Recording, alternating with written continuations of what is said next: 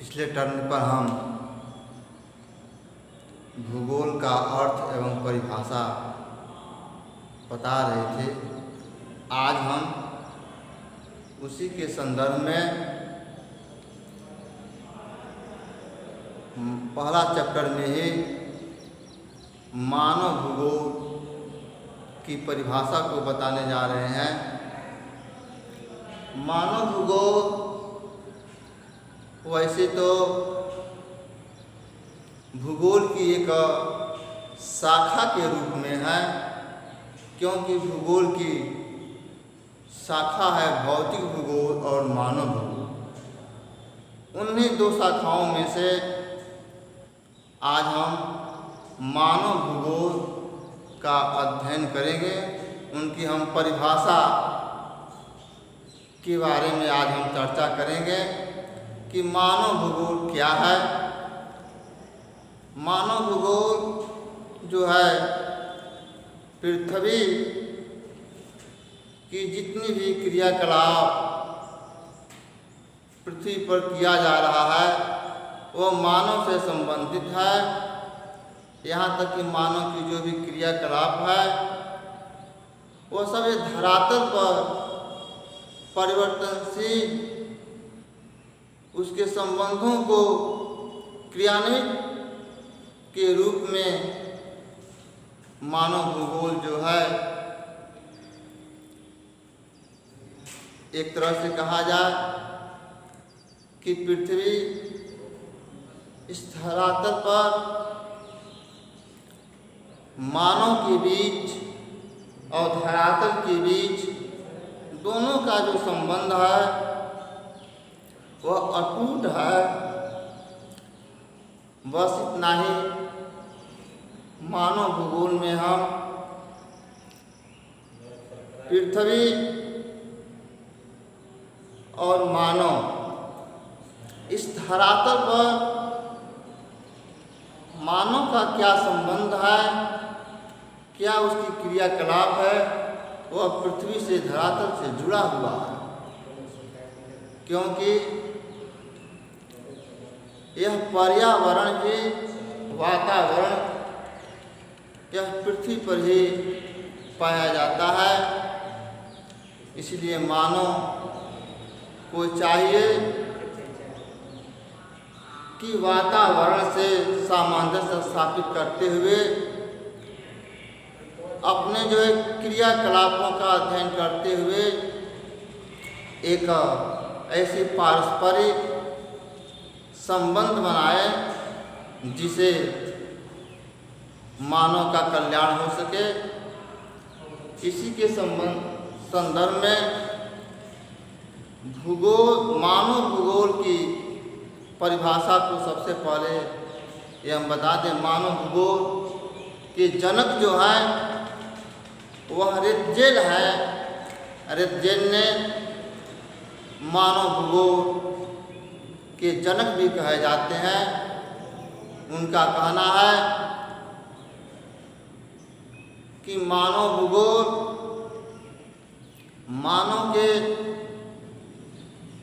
संदर्भ में और यह पृथ्वी पर जितने भी क्रियाकलापों के बीच जो संबंध स्थापित किया जाता है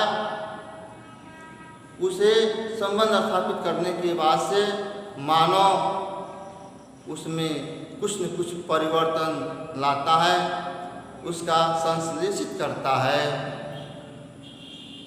तो रित्जेल ने लिखे हैं कि मानव भूगोल वो भूगोल है जिसमें पृथ्वी अर्थात धरातल और मानव के बीच ऐसा पारस्परिक संबंध होना चाहिए और वह संबंध के नाते वो अपने आप को कुछ न कुछ क्रियान्वित करता रहे। यही मानव भूगोल की एक रित्जेल की परिभाषा है। यहाँ तक कि एक और अमेरिकी भूगोलविद जो है वह कुमारी सेमकुल का कहना है कि मानव भूगोल अस्थिर पृथ्वी तल पर मानव के बीच, धरातल पर मानव के बीच परिवर्तनशील स्वरूपों का अध्ययन करना ही मानव भूगोल कहलाता है।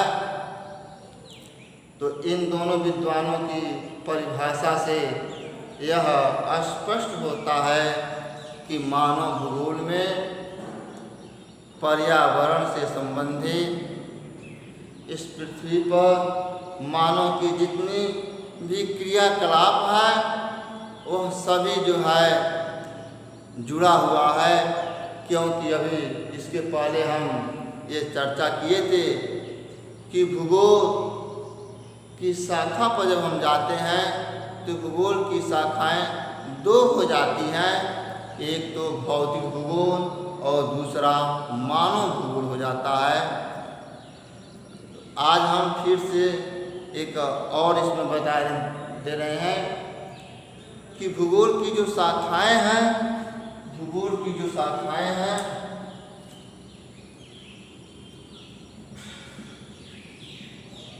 भूगोल की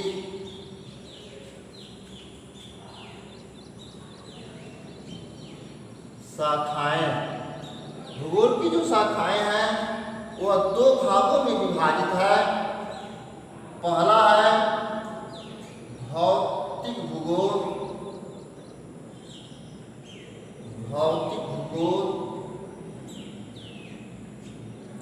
और दूसरा है मानव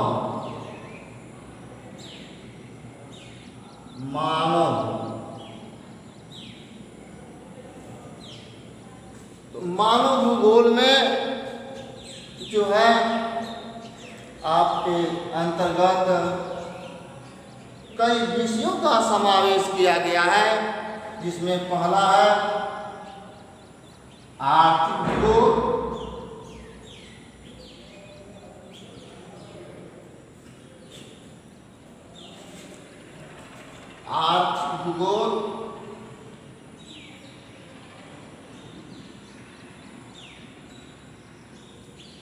दूसरा है राजनीतिक भूगोल,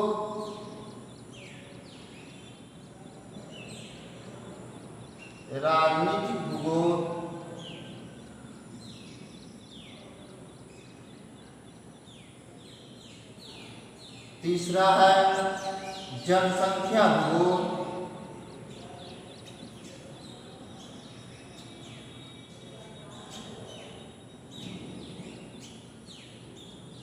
इस तरह से जनसंख्या भूगोल, ऐतिहासिक भूगोल, सैन्य भूगोल और जो है एक तरह से अनेक इसकी शाखाएं जो है आगे चल करके जो है सामाजिक भूगोल, ये सभी मानव भूगोल की शाखाएं हैं। हम इस पर भी प्रकाश डाल दे रहे हैं कि भौतिक भूगोल में भी कई रूप हो जाता है, इसके अंदर भी आता है। जैसे मान लो इस भौतिक भूगोल में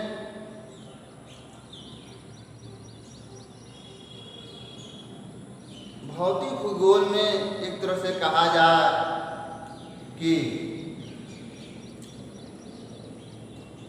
जो इसका क्रम है वह है मृदा भूगोल,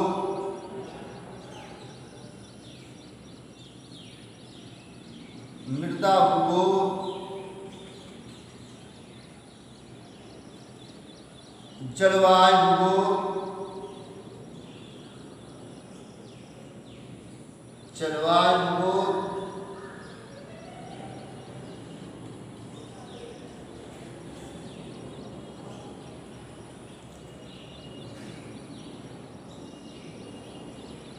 जलवायु भूगोल में इसके साथ जो है बहुत सारे ऐसे विषयों का समावेश किया गया है कि हम जो है भूगोल की शाखाओं पर प्रकाश डालते हुए यह बात को हमने स्पष्ट किया कि मानव भूगोल जो है इन विषयों से जो है जुड़ा हुआ है।